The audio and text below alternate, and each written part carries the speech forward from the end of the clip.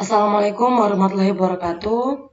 Perkenalkan, nama saya Indah Putri Pratama dengan NIM 216500056. Jadi di sini saya akan menjelaskan secara singkat tentang materi kriptografi.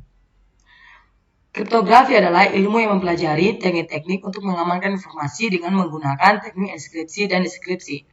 Tujuan utama kriptografi adalah menjaga kerahasiaan, integritas, dan keaslian data yang dikirim melalui jaringan atau disimpan dalam sistem komputer.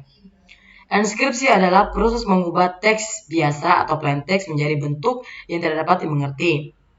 Ciphertext menggunakan algoritma tertentu dan kunci enskripsi. Deskripsi adalah proses mengembalikan ciphertext menjadi plain text menggunakan kunci deskripsi yang sesuai.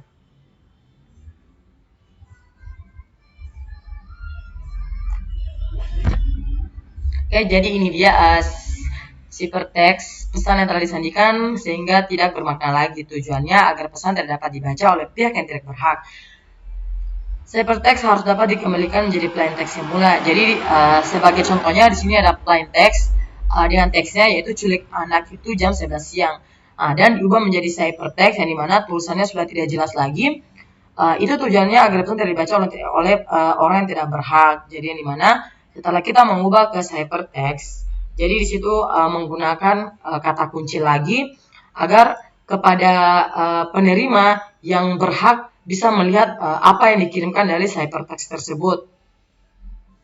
Contoh kedua yaitu plain text yang ini sebelah kiri saya dan ciphertext dari sebelah kanan saya, yang dimana plain text tersebut memiliki kata-kata yang sebenarnya dan ciphertext itu diubah menjadi ke ciphertext agar pengguna yang tidak berhak tadi tidak mengetahui pesan apa yang dikirim seperti itu.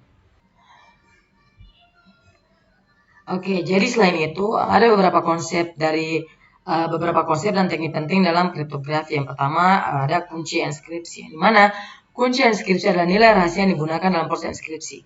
Kunci ini harus dirahasiakan dan hanya diketahui oleh pihak yang berwenang. Ada dua jenis utama kunci enskripsi, yaitu kunci simetris dan kunci asimetris. Jadi kunci simetris itu menggunakan kunci yang sama untuk enskripsi dan deskripsi, sedangkan kunci asimetris menggunakan sepasang kunci yang berbeda, yaitu kunci public atau public key dan kunci pribadi atau private key. Yang kedua, hash function atau fungsi hash. Fungsi hash adalah fungsi matematika yang mengubah data menjadi nilai hash yang unik. Fungsi hash menghasilkan nilai hash yang tetap untuk setiap inputan yang sama. Yang ketiga ada digital signatures atau tanda tangan digital, di mana tanda tangan digital adalah mekanisme yang digunakan untuk memastikan keaslian dan integritas pesan atau dokumen. Selanjutnya, protokol keamanan adalah rangkaian aturan dan prosedur yang digunakan untuk mengamankan.